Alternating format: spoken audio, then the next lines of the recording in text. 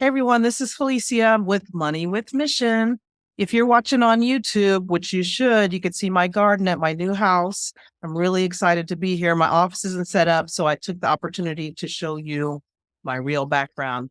If you're watching, you can see the wind blowing. This is not a video or what do you call that, green screen. This is my real stuff. It's kind of cold out here, but I'm okay. I love it. I don't know if you can hear my koi pond, my water fountain over here. It's beautiful. I love it out here. Hey, today I'm excited with Dr. Kristine Goins is going to be on the show. We're going to have her here talking about location freedom. You know, we talk about financial freedom, time freedom, the other freedoms. One of them for all of us is location freedoms. And yes, Kristine is a physician. She is a board certified integrative adult and pediatric psychiatrist and world traveler. Prior to pursuing a lifestyle of freedom and adventure by becoming a digital nomad, Dr. Goins completed her adult psychiatry residency at Emory University and her child and adolescent psychiatry fellowship at Yale.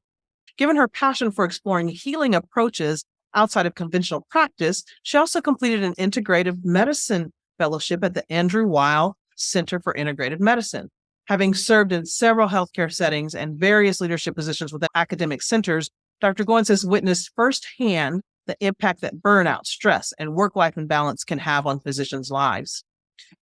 With a deep understanding of unique challenges physicians face and a passion for empowering others, Kristine has become a leading expert in physician coaching. As a highly accomplished medical professional, she has navigated the complexities of the healthcare system and understands the demands that can sometimes take a toll on our well-being. Motivated by a desire to make a difference, she founded Nomad MD, where she combines her medical expertise with powerful coaching techniques to help her fellow physicians thrive. At Nomad MD, she emboldens doctors to break the chains of traditional medicine and guides them towards location freedom and the opportunity to immerse themselves in a nomadic lifestyle.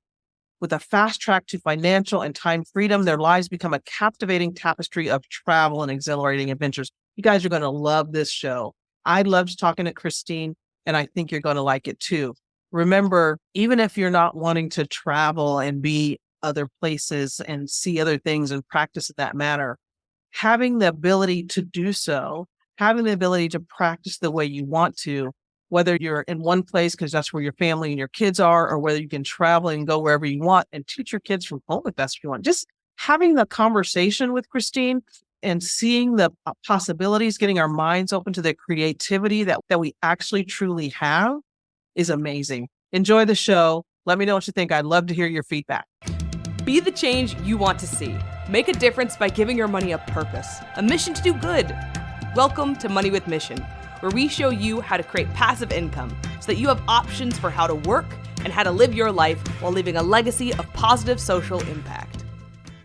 Hey everyone, welcome back. You know, we have Kristine Goins, Dr. Kristine Goins, like coins, she just told me, who is here. This is a little bit different. We're going to get about financial freedom. We're going to talk about our money, but we're going to talk about being doctors and being able to have location freedom, which is, like I'm for financial freedom, location freedom, time freedom. We're going to really talk about some location freedom and get how Dr. Goins, in her short amount of time in practice, I think, has been able to accomplish that. I'm going to give a little clue right now. She is in Lima, Peru as we speak. And we didn't get into how she got there and how long she's been there and all that stuff, but we'll get there. Welcome to the show, Kristine. Thank you so much. Thanks so much for having me. I'm excited to be here. I am excited. We met each other on LinkedIn, which is where I meet so many amazing people. So I know you did medical school and I think residency at Emory. Go ahead. Give us a brief. I read it a book beforehand, but let's recap. So I did my training, my medical school at Rutgers, Robert Wood Johnson in New Jersey, because I'm a Jersey girl. Okay. And afterwards, I did my residency in psychiatry at Emory, Atlanta. Okay. And my child and adolescent fellowship in psychiatry at Yale in Connecticut. Gotcha. So East Coast, South, you got some experience in there. Yeah. So you're a world traveler. What made you go to medical school? Let's start there. Let's start at the very beginning. What about life got you there? Yeah. So I decided I wanted to be a doctor when I was 8 years old. And I grew up in East Orange, New Jersey. So, it's quite an urban area. Saw a lot of poverty, saw a certain amount of street violence and things like that. And I had this idea. This is before I knew anything about, systems and issues like that. I thought everything was just about education. Okay. So Yep. I Yep. thought, Yep. well, if I could just find a way to educate people in my community about health and about wellness, maybe that could make all of the difference. And so I was like, okay, well, that's something a doctor would do, and I love science. I love the mind. And so that's kind of the track that I started on. And I continued on that track. When I became a teenager is when I started to develop this passion for travel. Okay. And I didn't have any money to travel. I was never exposed to travel in any way except through books. So one of my favorite authors was Eric Jerome Dickey, and he would have these Black professional characters who were polyglots and traveled all over the world. And so I really traveled in my imagination, through his books. And I was, okay, this is the type of person that I could be. Who's the author again? Because I'm sure people want to. Eric Jerome Dickey. Eric Jerome Dickey. Okay. Mhm. And so I was always trying to figure out along my journey, like, how do I intertwine these lives? And so, in medical school, we had that like summer off after like the first year. Yeah. During that time, I lived with a family in Costa Rica studying medical Spanish. So that was kind of my first time out of the country ever. I had an amazing experience doing that. And then the next time I really got a chance for an extended travel, not like a vacation or something like that, was in fellowship. And that was the reason why I had actually gone to Yale, was because I knew I had this opportunity. And I took a month off and then stayed in a Tibetan Buddhist monastery in Nepal, studying mindfulness and meditation and Buddhism. Wow. And both of those experiences really helped me to, again, solidify the fact that travel was really a part of my destiny. Like, it was something that was really to the core of me that was very important. And so, of course, throughout, training as well, there were these times where I would just get super burnt out. You're working like 80 hours a week. Medicine, a lot of times, the way that it's practiced, or at least the way that we are taught that it is practiced, is that it is to the exclusion of almost everything else. Yep. Your time, your energy, your resources, your finances, a lot of things go into this profession. And so, I was eager after leaving training, like, okay, being an attending is different. I've made it now, Yeah. that's the thought. Only to get there and actually experience more burnout than ever Yeah. before. And I was doing all the things, this is after 14 years of, being able to now work with the communities and the causes that I cared about the most and the specialty that I love, with wonderful colleagues. And the more committees I was on, the more leadership I had, all of the things, I just still found myself in that place. So much so to the point that it really began to impact every organ system. I would have sharp chest pains just in the middle of my day, running from one clinic to the next clinic. I started to have whole body spasms, which led me actually in the neurologist's office because I was afraid that maybe I had something, like I had stressed myself out so much that now I had something I couldn't get rid of. Yeah. And so kind of getting in that office, the first 5 minutes, like he just cut me off because I was in there like, oh my gosh, my job is so stressful. Like, I don't know what to do. I'm thinking about leaving. And he just said, stop. Why don't I just prescribe you Lexapro? And I was just like, I'm telling you about these spasms and stress. And he's just like, yeah, but you're not really going to leave your job. Yeah. So just take the Lexapro, chill out a little bit. And in that moment, I was like, okay, it's time to wrap this up. Like, I really need to do something because the imbalance is absolutely not serotonin. The imbalance is, how my life is designed. Let me ask you this. How far into practice were you at this point? I was 3 years in. So you had finished residency, finished fellowship, and were 3 years in. Had you forgotten about travel, or was that still kind of back burner? someday I'm going to get to travel, or where was that in the mix? I mean, I was still going on vacations, when I had a chance. I was still doing that kind of traveling, but it Gotcha. wasn't the type of traveling that I Yeah. really wanted to. Yep. My first year out of training, I did a longer trip. I went to Thailand for 10 days.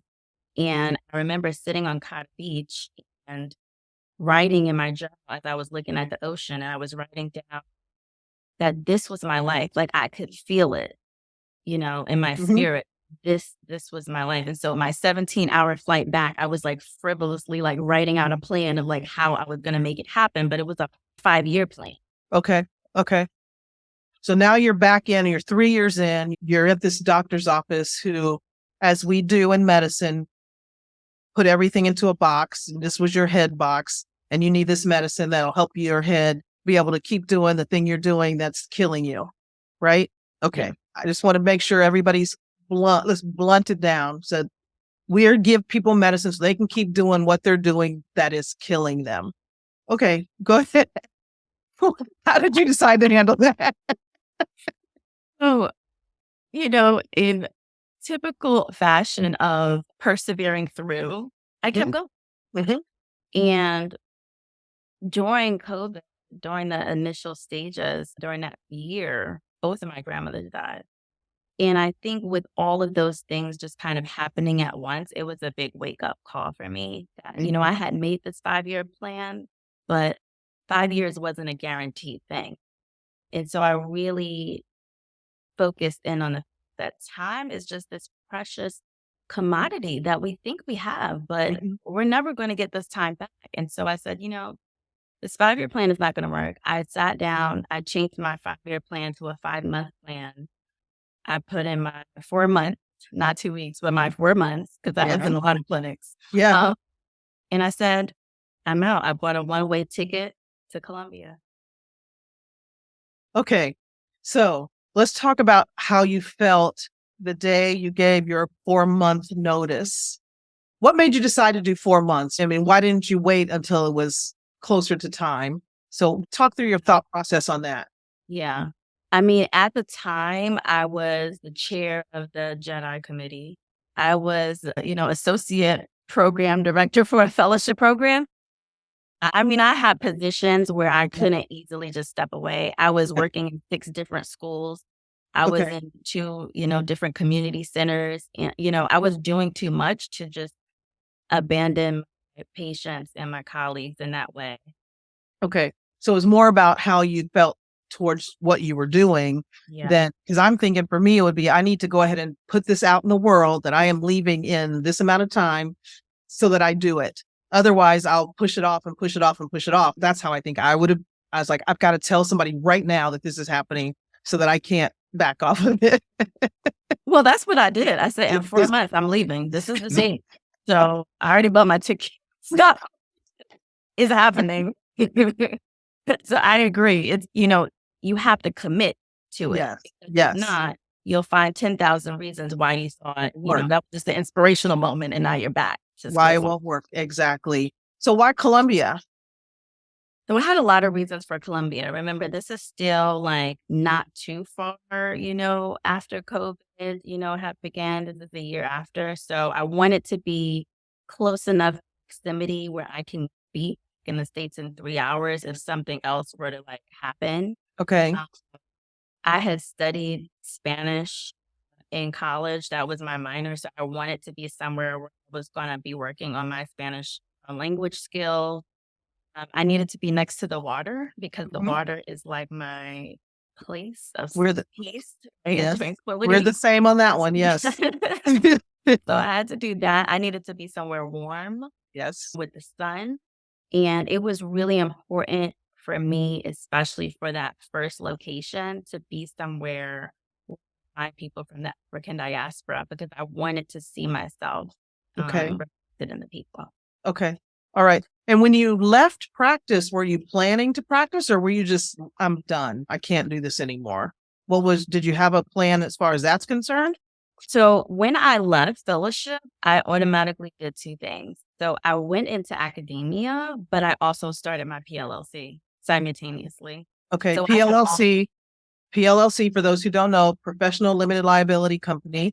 So you started your own business that is you, correct? Yeah. Got it. Okay.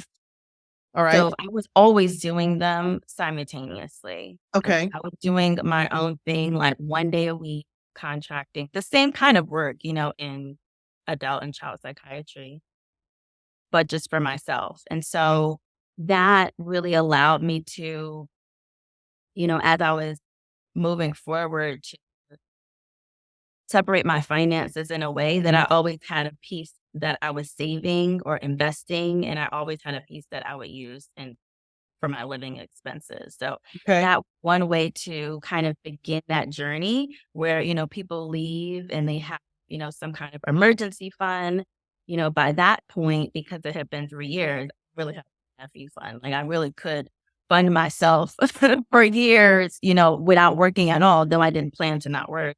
So I was able to shift. I had thought during that time, I always thought working 5 days a week was really works for me. In positions, we don't really work 5 days a week. We probably were like 6, 7 days a Or 8 week. days a week. Exactly. Exactly.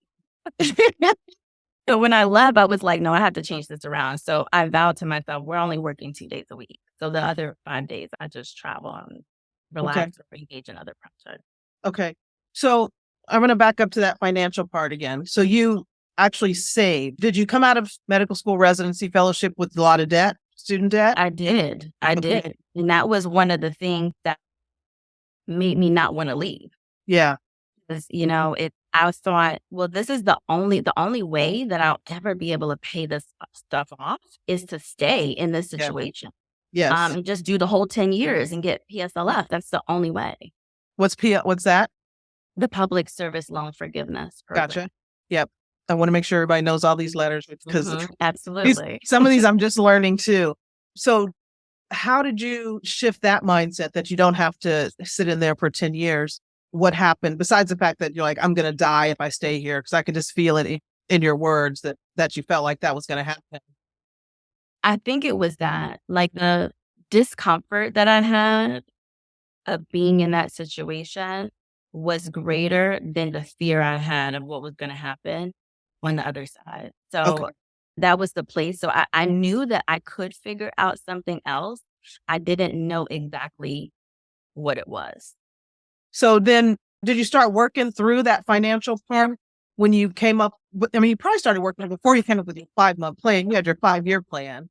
You were working towards that already. And then when you got to the 5, when he's like, I've got 5 months, did you have to pick up your saving? Were you saving? Were you investing? How were you getting that financial piece together?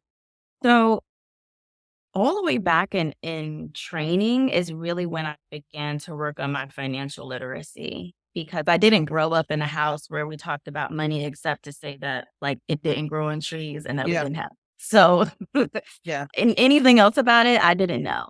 So during training is when I just kind of sat down with myself and said, we're just going to spend these years learning financial literacy. And one of the things that I started practicing during that time was essentialism, which is this concept of when it comes to money, but I use it in every area of my life, Okay. but circulating money in alignment with my highest value.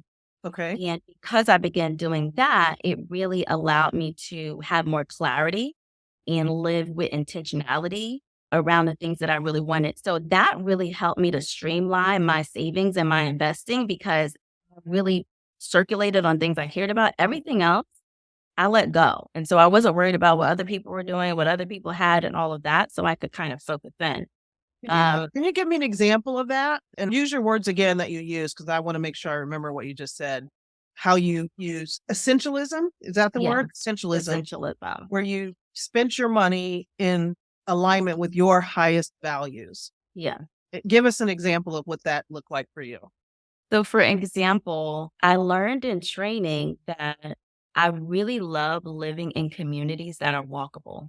Like that's the way I like to live my life. I like to walk everywhere, to work, to, the coffee shops. I like to engage with people along the way. Mm-hmm. That meant that I really like living also in communities where things were more easily accessible and convenient, where there's probably public transportation or there's a way to Uber or something like that.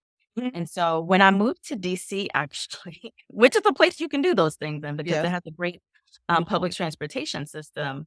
One of the things that, so I didn't have a car and I hadn't had a car at that point for years. So when Okay. people are paying for, their lease or, car insurance or, in DC, Yeah. just the parking alone is going to run you like 300, 350 a month. Okay. These kind of things I hadn't been paying for years. And actually, when I got there, one of the physicians like gave me a lot of heat about it because they're like, well, you have to go to all these clinics. You don't have a car. They actually thought that perhaps I had had a traumatic experience with car that made me not have one. Like this was the kind of like, this is how like revolutionary it was to just not have a car. So it's certain things like that where it's like I'm living in alignment with my values and it doesn't matter how it looks to other people. I'm going to go back to how did you get to that place where you could not even care? Because I had trouble when I wanted to first leave medicine. People were like, what else can you do? And it kept me there for a while to be able to just actually almost shun other people's opinion. Because I mean, of course you should have a car. Of course you should get married. Of course you should have all the normal things that everybody thinks you should do. And you should stay in medicine until you become too old and sick to do it anymore, right? All these things that we are, whether consciously or unconsciously taught, you seem to be pushed to the side. Is that from your parents? Where did that come from for you? I think it really came from my practice of sitting with myself. This was a lot of the things that I had been learning through, learning about mindfulness, learning about meditation. That's what, took me to Nepal. So all of these things were practices and belief systems. I went into psychiatry. So being introspective and thinking about how do I shift my own self-limiting thought is something that is just a part of me. It's something that I'm practicing day in and day out, not just with my patients. I'm doing this with myself. I'm my number one patient that I have to, help and heal at all times. And so that's the work that I was always doing. And I knew, even though we weren't being taught this, that there are these transferable skills that we are developing and that we have as physicians. We deal with complex situations. We have analytical skills, our communication, our leadership, our ability to rise to the occasion and have the capacity to perform at a high level, even under pressure. This is something that is very unique to us, and I knew that these skills and these attributes could be very helpful even outside of medicine in so many industries. And so how can we, how could I in that situation utilize these things? That is huge because it took me a long time to get there because I did listen to that. What else can you do? You're a doctor. And when it clicked, I'm a doctor. I can do anything. All these skills that I went into medicine for a reason, not to do what I thought it was, but all the things I learned, I can use in so many different ways. Exactly what you said. I wish I had gone to Nepal and sat with the Tibetan monks for a month. I might have been able to get here faster. Urology didn't quite get me to my headspace fast enough, but I got there. I'm there. This is so, so good that all of us, if you get through medical school and residency and learn all the things and you're a good physician or a halfway good physician, you know so much and can function in so many different situations better than so many others that medicine you're not stuck. That's the thing. You're not stuck. If you decide this isn't what you want to do, all you got to decide is what you want to do and then go for it. That's the bottom line. Bottom line. Oh my gosh, it was so good. Thank you so much for saying that because that's so much of the journey is realizing that medicine is not your only thing to do in the world. There's so much. Absolutely. All right. So 5-month plan, 4 months, I'm out of here, ticket to Colombia, and you had your FU money, which I love. I don't have to do this if I don't want to. What made you decide to continue? I love what I do. Like, I really love, and that's the thing I find, even with the physicians that I work with and with coaching, we love what we do. We don't love the system we're doing it in. Yeah. But there's a passion that brought us into this career. And a lot of us there's aspects of that are just, we we just love it. And I found that when I do what I do only like 15 hours a week, I love it even more than I ever loved it before, because it fits into my life in a way that feels more balanced. Medicine is not my only passion. I have a lot of passion, and it's really about making room for everything, every desire that the universe, that God has placed into your heart. How do you do that? And it's by your own design. Mhm. So you said for you, for your life, practicing 2 days a week, is that what you said? Yeah. 15 hours Yeah. total Mhm. is what fits to your life. And I love that.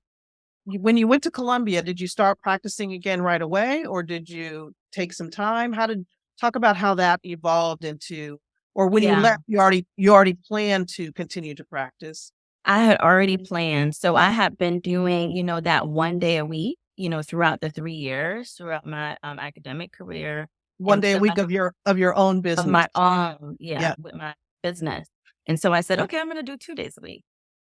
And that was what I did. I said, I'm just going to do my 2 days a week. And the other 5 days, I'm going to rest. I'm going to lay down. I'm going to dream. I'm going to imagine. I'm going to enjoy my passions. I'm going to pick up some new ones. I'm going to learn more about myself, areas that I never even explored before. And that's what I'm going to do. Okay. So the thing just crossed in my mind. I'm thinking, what is everybody out there thinking? I would be wondering, how financially is she able to do this? And you said you live your life, you essentialism, you live the way you want to live. You saved money, you invested money, you got your FU fund that lets you be able to go off and live life the way it most fit for you. Yes? Yes. So that fun that I had really was just like a psychological freedom, because I never used it. I never needed to use it, but it was just about letting me know, because when you're deciding to do something that's really against the norm, your mind just comes up with a lot of things. Like, actually, you're just going to end up under a bridge in a Yeah. country somewhere, alone. And my mom and dad don't come get me, and life is it's Just gonna end up on her couch or something. And so, my mind was telling me all of those things. And so, but I knew I had that fun. So I was like, I mean, you could survive free for, a couple years at least, Yeah. living your regular life. But at the same time, I was going to be working 2 days a week. And so the interesting thing about working for yourself and working, in academia or sometimes in different systems is that your value differently. So my 1 day working for myself was equal to me working, 60 hours in academia. So me deciding to work for myself 2 days a week really was, it's it kept my compensation the same. equal So to full time. exactly. So, Yeah. so I was really making the same amount of money, but I was working a lot less. And now my expenses were less than half than they were, because I was living in DC and now I'm living Yeah. front of the Caribbean Sea. Such a hard life. So how many different places? Oh, first, I want to make sure everybody knows, where do you practice? You may be in Lima, Peru, but where are you actually seeing or taking care of patients? Yeah, so my consulting and my contracting is in DC and Virginia, where my medical licenses are. So that's where I do all of that kind of work. Okay. So I forgot the other question I was going to ask, but I know a lot of surgeons and a lot of people that have to be in a place are wondering, it's like, oh, that's great for a psychiatrist. They can do phone calls, they can do that kind of thing. And I can tell you guys, as a urologist, I can do telemedicine. No, I'm not operating on people, but I can do telemedicine and prepare them for the surgery, which is actually the part of it I like the most. So you do have to decide what you like the most of what you do. Um, you do coaching. How do you do people other than psychiatrists and those kind of, I don't even know what you call those folks that don't have to actually see a patient. You can actually talk to them on the phone to help them with their issues. You talk to those kind of folks too. You're coaching those also, surgeons.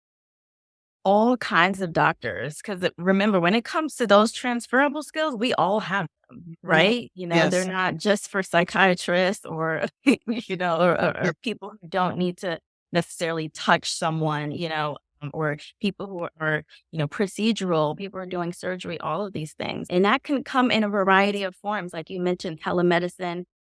most docs, there's some aspect of what you do and your expertise that you can digitize, Hmm. where you can do that expertise online. So it just depends. For some people, it's consulting, it's coaching, it's doing writing, speaking. It can look like creating courses, the education that we have.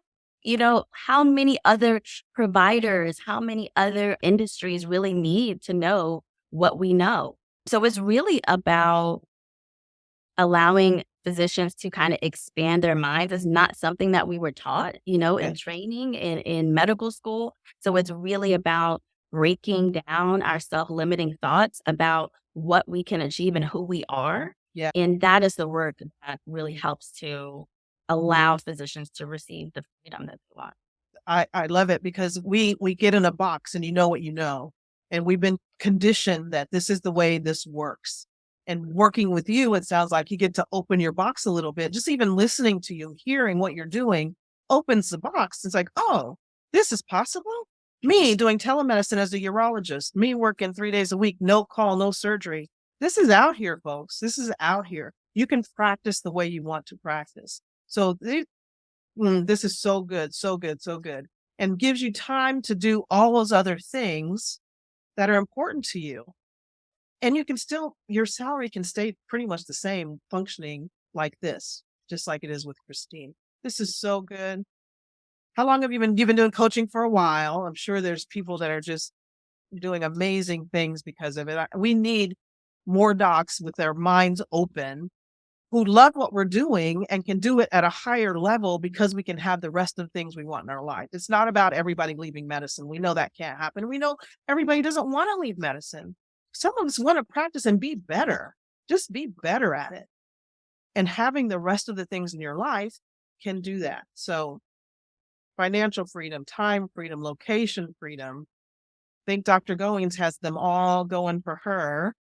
Talking to us from Lima, Peru. How do people get in touch with you? So they can find me at my website, thenomadmd.com. I'm on Instagram, the Nomad MDs, and Facebook at the Nomad MD. Nomad MD. Let me ask you this before we finish up. Do you know much about medical tourism and how that's working for a lot of people, docs that are just traveling to places and practicing there for a little while in some fancy place? So I'm thinking about that for surgeons who don't want to stop doing surgery, but don't necessarily want to be tied to a particular place. For sure. There are a lot of docs who do that. I know, for instance, OBGYNs who will go to different countries like Australia, even certain islands, New Zealand, and they'll practice kind of more like a locum style for a certain period of months. And Mhm. then they'll keep traveling, or even some who will do locums within the US and then, travel out and go back. And so that's another thing that, offer to different physicians. It can look however you want it to look. It can be a hybrid, but Yeah. it's just about designing that life that you want. It is about designing the life you want. And working with Kristine, Dr. Goins, it sounds like an amazing way to get there. If you feel boxed in and don't know what else to do, check out Nomad MD and nomadmd.com. Yeah, the nomadmd.com. The Nomad MD. It'll be in the show notes, you guys, because I know nobody's sitting down writing down this stuff. Okay. Kristine, thank you so much. This was so good. You and I have a lot in common. I just wrote down, somebody asked me, write down a huge goal for the end of the year that you want to happen. To the one that I'm going to tell you guys is, I want to be living in a warm place by the ocean by the end of the year. That's like 6 weeks away. I don't know when this episode's going to come, but when this comes, we're talking on November, I don't know, 16th, 17th, something like that. 17th. I'll let you know. I have this beautiful garden behind me right now, so I'm close. It's just kind of cold. I have on a sweatshirt. Thank you so much. I hope to meet you one day in real life, maybe in Colombia, Lima, Peru. I know those are different countries, you guys. My daughters are probably going, "Oh my God, Mom, Lima and Colombia are two different things." I do know that. Thank you so much for being here. I really, really appreciate it. TheNomadMD.com. Check out, talk to her. If you're a little bit unhappy, a lot unhappy, you think something can be different, just having that conversation will open your eyes to what's available. Thanks so much. See you guys next time. You've been listening to Money with Mission. There are projects happening right now where you can have a great financial return while positively affecting the lives of others. To learn more about our opportunities, go to moneywithmission.com.